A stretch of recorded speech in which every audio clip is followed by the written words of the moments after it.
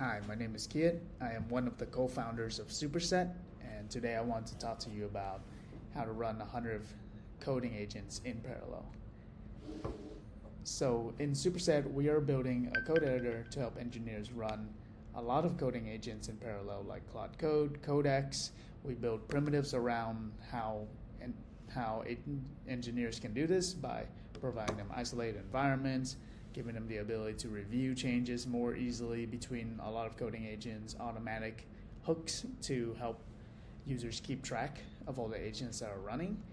And what we're seeing is kind of this idea of the next stage of this, where right now engineers can spin up 5, 10 coding agents in parallel and still keep their sanity, but eventually to really scale up, there's a step function change. And so we kind of think about this in terms of a autonomous driving, in a way where you start out with very little automations, L0, so like a regular code editor where you're writing code manually, to L1 where it's an autocomplete model. We see in a very early day of VS Code or Copilot, and then you get to a Copilot, which is a sidebar with a chat that you're talking with. You're looking at the changes come through, you're approving and rejecting the changes and writing code that way, to a single agent like running a Claude Code that is just autonomously writing a lot of code, and then you're reviewing the code instead of approving every single change.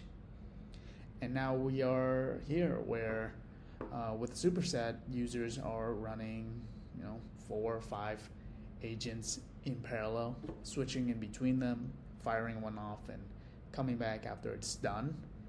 And we are starting to see teams now that are building on top of our COI and our SDK to essentially automate the whole engineering process and creating this kind of software factory model, this L5 that we're talking about internally, of a software factory where code changes are coming in from some kind of trigger from the real world and getting all the way through being merged or very close to being merged.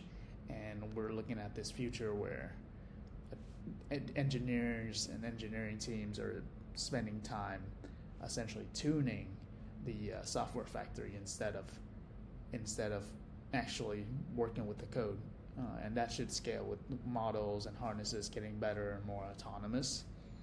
And what we've seen with our users are that they're mostly in L3 or L4, and everyone kind of generally agrees that spending more tokens should equal more profit, right? And so if you just scale that up to just spin up more, then you should in theory get more profit. But the problem that we're seeing a lot of people run into as they scale up spinning up autonomous agents are that there is somewhere along the flow that they're not getting the same return, at least not linearly, definitely not.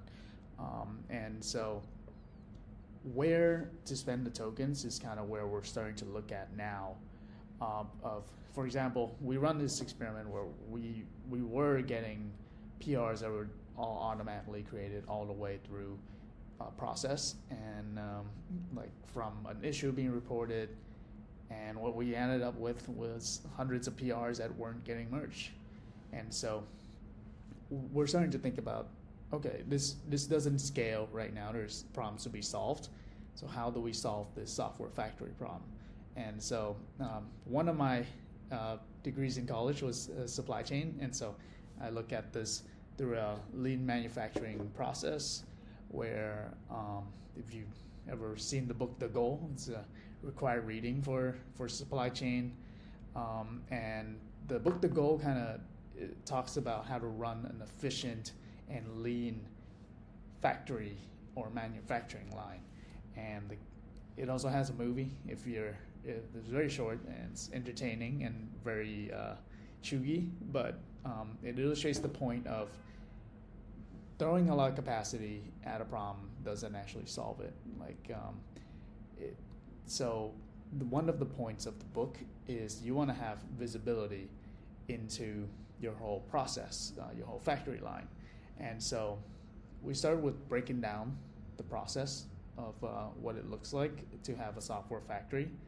And you start with this trigger, which is some signal from the world that a code change needs to be made, whether it's pulling from Sentry logs, GitHub issue, Discord message, Slack report from users, into planning phase where you're planning the code change, you're creating a task, you're mapping out the actual code change, and then the coding part, which Superset is solving already, or use Cloud Code, use Codex, and then you get to review, and you repeat that step with review and code, and then you merge. So that's the process that we're looking at. It's color coded as well, where most of the users concentrate a lot of their resources in, which is coding. Let's make Cloud Code really good. Let's spend a lot of time in coding and reviewing, and we're not really looking at the rest of it. So to go back to kind of the outline of the book is poses the question of what is the goal, and then you want to define the unit of the whole process. You want to monitor the throughput, and then you want to identify the bottleneck. And so running through the whole framework and looking at the software development lifecycle, a unit, now in our case, let's say it's a merged PR, right? That is indicative of like a good code change that's been approved and gets into production.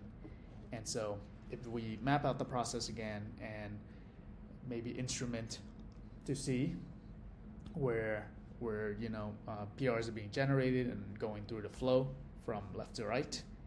Yeah, let's say in this example, we have something that looks like this, where we have 4 PRs being triggered, 3 PRs are in planning, some 5 PRs that are in the coding phase, and 1 or 2 in review. We can look at that and ask ourselves, what is the actual throughput of this system, and what is the bottleneck? So the bottleneck is actually right here. If you get only 1 PR in a certain amount of time, goes through review, it doesn't really matter how many you get into coding or how many you get into trigger. This is the bottleneck. And so the kind of point of the book, the goal is you want to solve for the bottleneck at every single step of the way.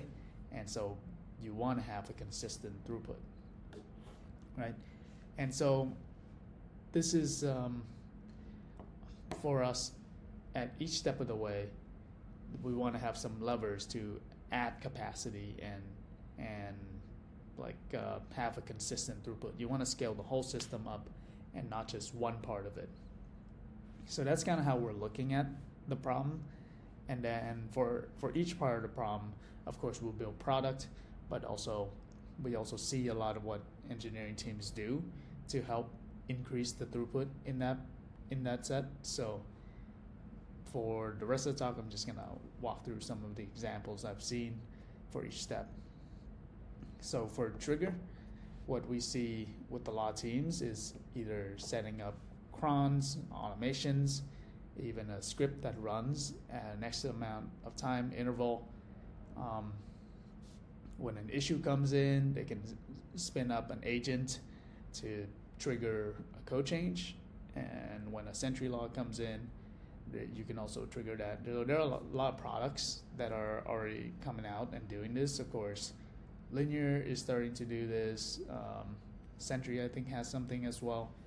GitHub, you can also set up with Git you can set up a GitHub trigger or workflow, and that's also something that we do, where you can have an agent automatically look at it and start working on it in some way, either creating a test, doing some triaging, or straight up creating a PR from there and creating a draft PR, for example. And so there are a lot of levers to increase the amount of capacity in this trigger step. And then what we see in planning is that there's a lot of levers to be pulled in terms of having a really good plan being generated. Having good docs, for example, is very great. Building in the code, like self-documenting code, encapsulating a lot of decisions about the code base, such as on an interval, there are some teams that will essentially create docs that are self-documenting and have that in their CI process to make sure that every code change goes through a change log to log the decision, and basically have that for the agents to always know what's going on. So an agents.md, or each part of the code is self-documenting, and then a lot of teams will commit their plans once it's been done and have that as artifact as well. But there's a lot of problems to be solved here, where we want to build more into encapsulating decisions about the code base somehow. And in coding, of course, this is very well solved. They're coding in parallel, spinning up using work trees, which is a Git mechanism in order to isolate or create a new branch that's a clone of the file on the file system. That way you can spin up a lot of coding agents that aren't conflicting with each other. And this is also what we help with a lot at Superset. VMs, if you're running things on the cloud, if you run things on cron, you definitely want, you can spin up, cloud machines and have them clone the code base and do the work there. For a lot of teams like ourselves, we also use something like Neon, which lets you branch the database. So every single new work trees, we clone the database. It's a copy on write, so it's very cheap to clone, and Neon pricing is very good for that. And then you can have your agents be able to, run migrations and do all the crazy stuff in parallel that you would not do in prod. And so, again, Superset also helps a ton with this, but we also want to cover the rest of the workflow as well. Review is generally where we're seeing the biggest bottleneck. It is the bottleneck for our team.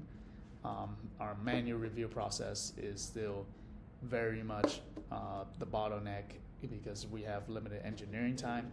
And so some things that we've been doing to help is, of course, having a well-maintained test, spending a lot of time instrumenting the code such that we have essentially a self-driving harness that an agent can take screenshots of, drive the whole app, take screenshots and self-validate that way. It's still very time-intensive, even though it's automated, and also very resource-intensive. We also pull in other agent review, like CodeRabbit, Greptile, and have that automatically feed into our coding agents and have them kind of self-run.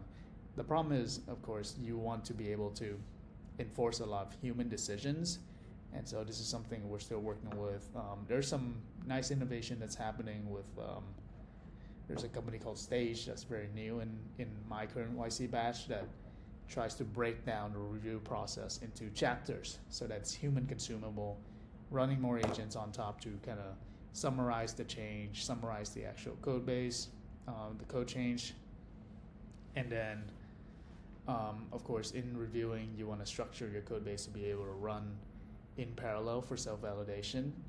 That's what we do as well, and you want the agents for each work trees on your machine to be able to individually run the code base to kind of self-review. And then in the merge step, of course, this is you want to decide as a human to self-merge, but there are some mechanism in which you can test things in prod or in staging as well, and kind of extend this merge stage to be more automatic. We have, of course, like preview branches. You have Vercel, of course, getting preview up and having human validation there. Um, we also have a Canary version of the app where, because we're shipping so much code change, we always let the prod code sit in Canary with our team for a while, and we self-drive a lot of it and catch a lot of bugs that way as well. I've seen some instances of agent-driven smoke tests, or of course you can also A/B test your changes and have staging rollout such that there's no catastrophic failure. So those are some of the mechanisms that we found. In summary, this is the goal is kind of a framework to look at the software factory pattern, which is one of the mechanisms that we're thinking about to scale up the running hundreds of coding agents in parallel. So the goal is to have your system look a lot like this, where every single part has a consistent throughput, and in that way you can now progressively add capacity to each step. If I want to scale up, then scale up every single step of the way, so that you always have a consistent throughput. Otherwise, you're just kind of wasting money, putting a lot of code into PRs that never get merged, and it also has some side effects of just clogging up real signal in the code base in terms of good PRs that are being made. So that's it. This is kind of our breakdown of what are the different stages and the mechanisms in which we can enact upon creating a software factories, and hopefully help you run hundreds of coding agents in parallel. Yeah, my name is Kiet, and thank you for listening.